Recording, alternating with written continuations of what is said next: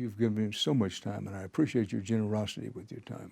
Oh, it's my pleasure. Tremendously. And I'm pausing because I was warned, if you want to get thrown out of Quentin Tarantino's home, you try to talk about violence. But I'm intrigued by, you've taken a lot of criticism about the violence, and I recognize it. You say, listen, that question's been asked and answered so many times, I'm sick and tired of it. Yeah, that's really where I'm coming from. Is yeah.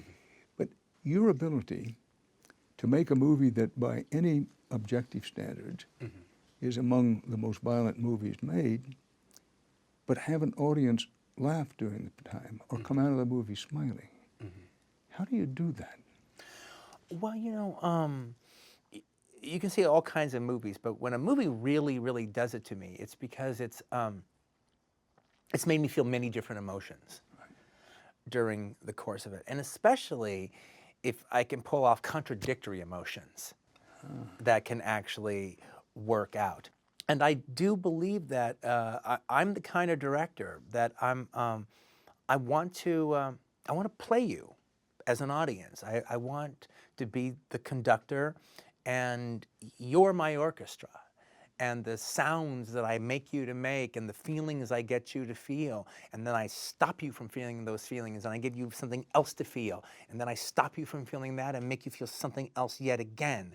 Well, if a director can do that, if a director can pull it off, well, that's a real lucky audience member, because you've really had an experience that night. You went to the movies. That was worth leaving the house, because hopefully you're doing it in sync and in unison with other people around you, and you're all having those feelings. And I can't help but make my stuff funny, because I just think of things in a humorous way. Now, it doesn't mean that it's all a big joke, and it doesn't mean it's all just to laugh it off. It's not all a big joke.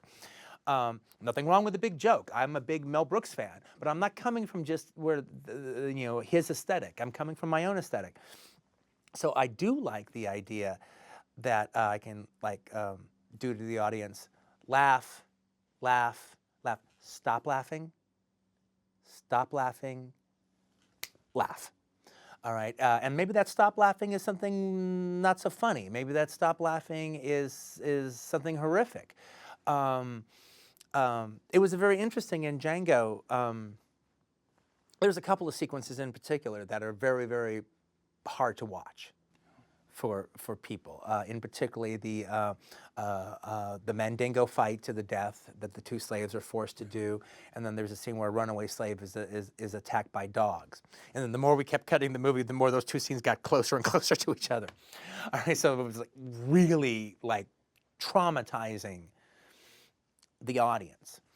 And now, if I'm doing a movie about slavery, I don't mind traumatizing the audience. You should be somewhat traumatized in watching a film about slavery. You need to know what America was like at that time. You need to know what slavery means per se to some people, to indulge in that, to take you down that road and to make you experience those things.